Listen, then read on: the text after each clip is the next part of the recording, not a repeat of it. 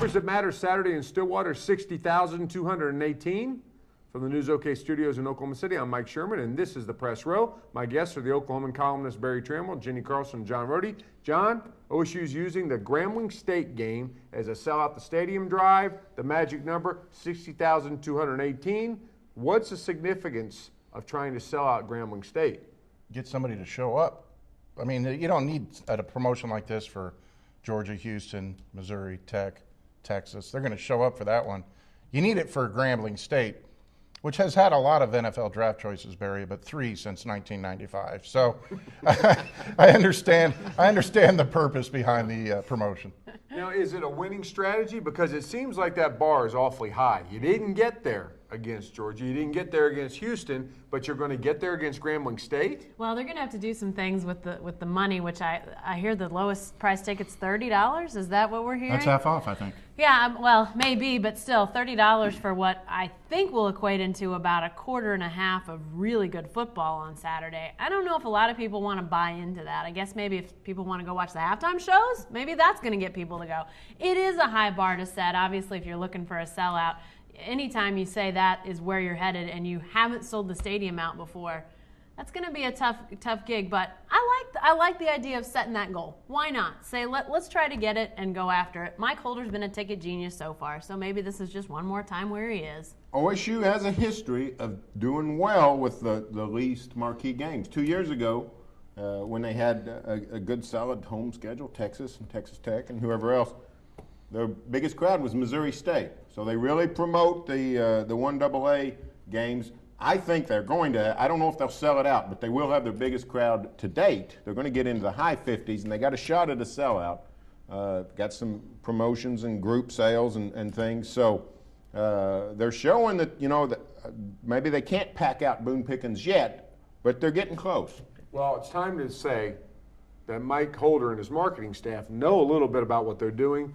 They made fans buy season tickets if they wanted to see the premium games. Last year it was OU. This year it's Georgia. His goal was to increase ticket sales. Barry, you wrote about this week. He did it.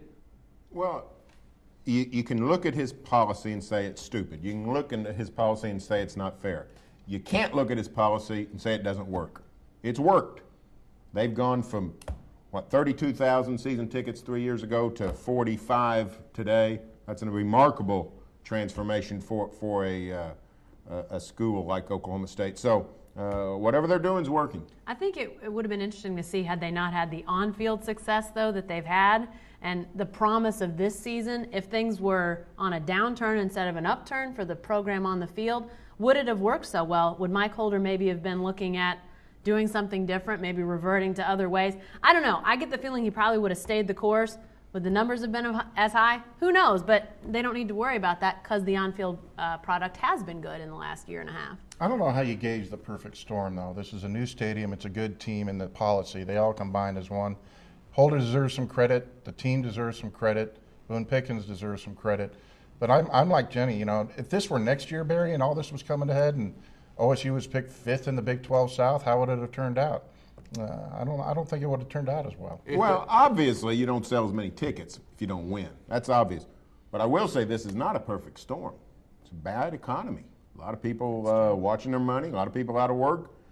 If all of this, if we had the economy today that we had 3 years ago and all these things had aligned, no telling what they might be able to pull off. Well, the other folks that deserve credit are the OSU fans. If they go 60,000 on Saturday against Grambling State, even with reduced tickets, and they get some good weather. The weather's been nice this week. Mm-hmm. I think it could be interesting, and the credit goes to the OSU fans. Now, other than the Grambling band, what of significance will happen on the field this Saturday, Jenny? Well, I think this is an opportunity that OSU has to take to really get its momentum going again. I mean, obviously they win last week against Rice, but I didn't think it was the dominant performance that they could have had or maybe should have had to really get on a roll after that Houston game.